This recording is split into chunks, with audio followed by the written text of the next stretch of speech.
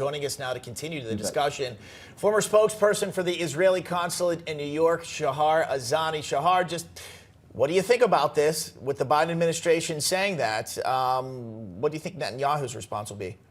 Well, pleasure to be with you, Bob and Christina. Well, there is a clear mission ahead for the Israel Defense Forces, and it is to eradicate Hamas. The IDF has always been working in conjunction with international law, even goes far beyond international law. We've seen so many cases in which the IDF provided leaflets, phone calls, text messages to civilians.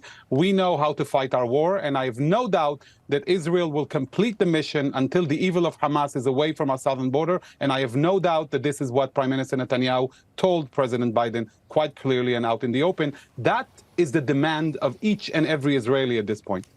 Shahar, this hostage deal, it was not a fair one, right? Israel is getting back innocent Israelis. Meanwhile, Palestinians that are being released, 30 of which had been in prison for terror-related activities.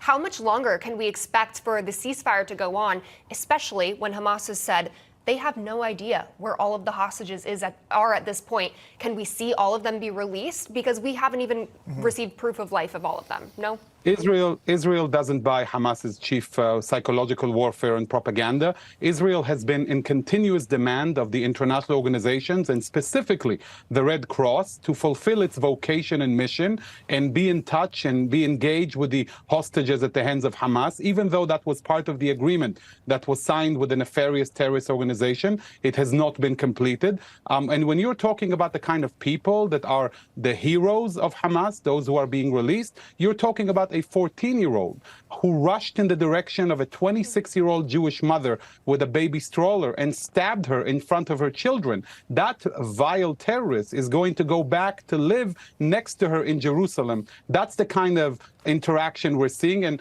when you talk about fair doesn't even belong in this equation. When you look at the hostages that's being released, this is one of them, Eitan Yahalomi. He's 12. He made his way back to Israel in that exchange.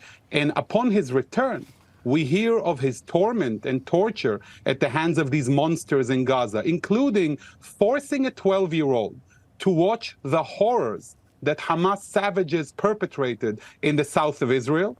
He, upon entering Gaza, was beaten in a cruel way by many quote-unquote innocent Gazans on the way to being held captive by Hamas.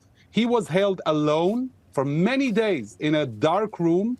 It's like the ultimate nightmare, not just for every parent, for every human being. These are the kind of people that Israel is dealing with. Many of those children returning share those stories mainly of speaking quietly because they've been forced to whisper in the course of their captivity. And Eitan even said that if any of the children cried upon watching the horrors that Hamas did, a gun was pointed in their direction.